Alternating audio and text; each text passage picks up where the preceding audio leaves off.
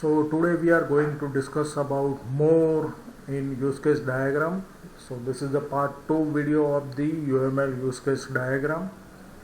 So we will see the how to develop the use cases, how to describe the use cases. I will discuss with one example, then I will give you some guidelines for the use case models. So how to develop the use cases? There is a very simple two-step method is to be there for use cases. You have to define the set of actors that will be involved in the story. In the step 2, you have to develop use cases where each one answer a set of question. The list of the question that I have already mentioned in the part 1. So this is the standard format to describe the use cases. The first we have to write the name of the use case. Then we may define the use case number, then the authors, then event, actors, then overview.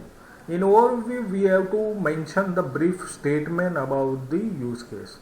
Then the related use case, the typical process description in which we have to mention whether any kind of algorithm is to be there. Then the exception and how to handle the exception. So everything is to be mentioned in the use case. This is the example what we have seen. Here I have taken one example for buy book online use case. So the number is something that is to be mentioned A.132.4. That is the number for this particular use case. The author name, the event, the customer request one or more books. The system will be Amazon.com. Overview capture the process of purchasing one or more books and the transaction associated with. So what is the related use cases are to be there? Any reference number you can mention here. Then the typical process description with the exception handle you have to mention here. So all this can be a tabular form, say in Excel worksheet or any other format, whatever you will like. So in today's discussion we will see one example through which we can describe the use case diagram. So for that we are using the example that is called as a vending machine.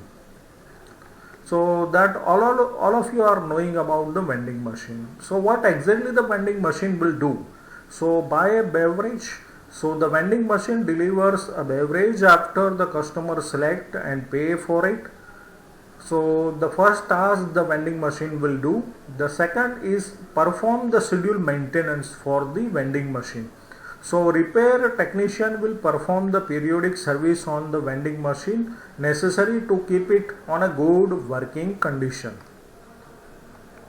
The third functionality for the vending machine, that is make repairs. So a repair technician will perform the unexpected service on the vending machine that is necessary to repair a problem in its operation.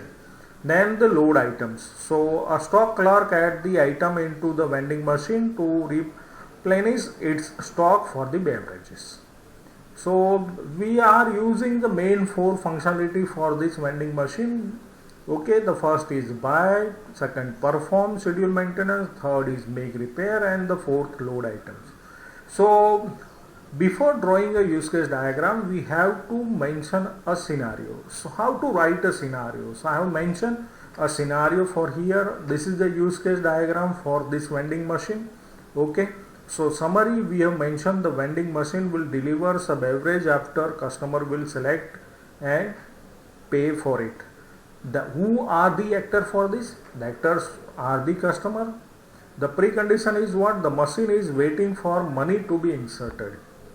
Now in description we have to write the stylish story about the vending machine, how it will be operated and how it will be work.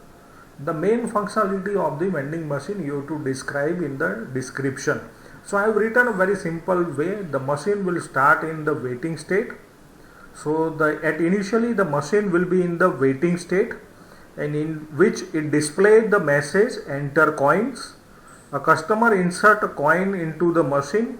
The machine displays the total value of money entered and lights up the button for the item that can be purchased for the money inserted.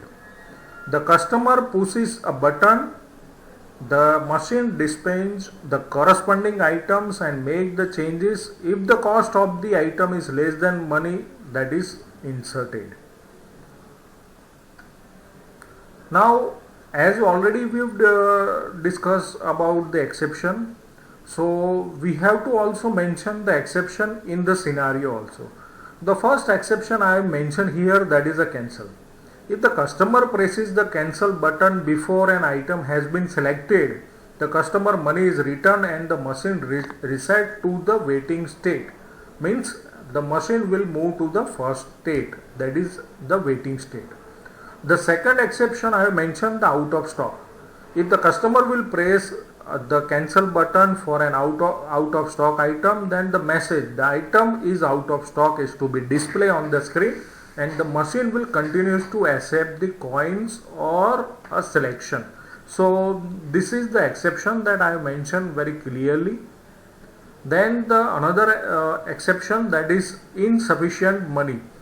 If the customer press the button for an item that costs more than the money inserted, the message you must insert more for the item is to be displayed on the screen. So the amount of additional money is to be needed. So the machine will continue to accept the coins or a selection. The next exception, that is a no change. If the customer has inserted enough money to buy the item but the machine cannot make the correct change, the message will be displayed that cannot make the correct change is to be appear, and the machine will continue to accept the coin or a selection. So this all are to be, I can say, the exception for this vending machine: the cancel, out of stock, insufficient money, and the no change. What is my post condition for this? The machine is waiting for money is to be inserted. That is my post condition. So this way you can describe the scenario. What we have mentioned, the first use case, then we have mentioned the summary, then we have mentioned the actors, then precondition. What is the precondition is to be exist, the description of the system, then the cancel and the out of stock. Then the another exception we have inserted, that is insufficient money, then no change, and at the last we have written the post condition. So this is the use case diagram for what scenario we have written. It is clearly, you can see, this is my system boundary. The name of the system is to be mentioned here, vending machine. These are the 4 different use cases are there. These are the list of the actors are to be exist: the customer, repair technician, and the stock clerk. So this is the use case diagram for the vending machine. So it is very simple to draw use case diagram, but it is most important you have to write a scenario in a pre-described format, and then after you can draw a use case diagram like this. So based on all this discussion, I have mentioned very simple guidelines for use case model. First, you have to determine the system boundary. So this is the most important point, that you have to identify what is the boundary for your use case. So it is impossible to identify use cases or actor if the system boundary is unclear. So you have to ensure that the actors are focused. So basically in use cases, your focus should be on the actors only. So each actor should have a single coherent purpose. Each use case must provide a value to users. So use case should represent a complete transaction that provides a value to the user and should not be defined too narrowly. The relate use cases and actor. Every use cases should have at least one actor, and every actor should be participate in at least one use cases. So this is the most important instruction, or not, that you have to remember that every use case should have at least one actor and every actor should participate in at least one use case that is you have drawn. A use case may involve several actors and actor may participate in a several use cases. Remember that use cases are informal. So it is important not to be observed by the formalism in specifying the use cases. They are not intended formal mechanism but as a way to identify and organize the system functionality from the user-centered point of view. So use cases can be a structure. So for many applications the individual use cases are completely distinct. So always remember that use cases, you try to make it a structured way.